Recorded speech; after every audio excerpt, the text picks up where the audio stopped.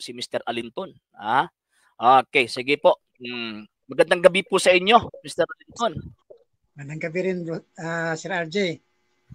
Pwede ko po mamalaman kung ano po yung sektang inaaniban po ninyo, sir? Iglesia po. Iglesia ni? Cristo. Yung kay Manalo, nang naparehistro noong 1914? Kayo lang po may sabi niyan, hindi ang Biblia. Ay, hindi po. Sa gobyerno po yan eh. Bakit ipinarehistro ni Manalo doon sa gobyerno kung wala yan sa Biblia? Na dapat ipaparehistro yung iglesia. Diba? Para hindi tawagin kolorum. So ibig sabihin, tama po pala yung sinasabi na itong iglesia ni Cristo ni Manalo ay subject po siya sa batas ng tao. Tama po ba?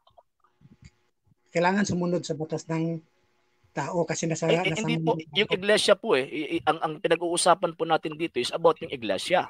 So kung titingnan po natin, before po kayo magtatanong, gusto ko lang pong laruhin po So kung titingnan po natin, so ang iglesia ni Cristo ni Manalo ay isa po siyang institusyon na kay Cesar, hindi po sa Diyos. Kasi ibinigay po siya sa Diyos kay Cesar Hindi po sa Diyos. Pasakop sa gobyerno. Kasi hindi po individual. Sa citizenship po yan, Mr. Alinton. Babasahin po natin Romans chapter 13. Sa ano po yan sa individual po yan Bilang mga citizens po tayo sa isang bansa. Pero ang in terms of iglesia, wala po tayong mababasa na included po yan ang iglesia. Sa inyo na yung paniniwala niyan. Kaya nga tinitingnan po nga natin kino-correct nga po natin di ba? Kino-correct na po natin kung saan ba ito pa sino bang tinutukoy dito. Kasi puro lang kayo claim ng claim. For example, Iglesia ni Cristo ni Manalo, pinarehistro. Yes po. Magtatanong po kayo ngayon. For example, teka po muna, Mr. Natoy. Teka po muna. For example, itong kay tinatawag ng Manalo, 'di ba? Katuruan ng Iglesia ni Cristo ni Manalo na kapag hindi mabasa, hindi paniniwalaan.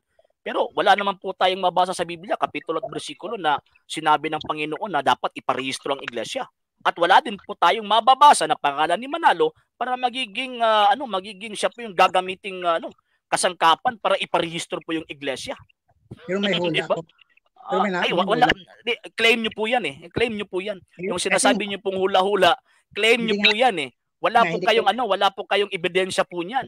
Bakit po? Kasi yung mga claims po ninyo, biblical and historical na presentation ay talagang wala po kayong baseless po yan kumbaga. Alang sa mga dugang videos and informations, just click like, subscribe, then click the notification bell for more updates.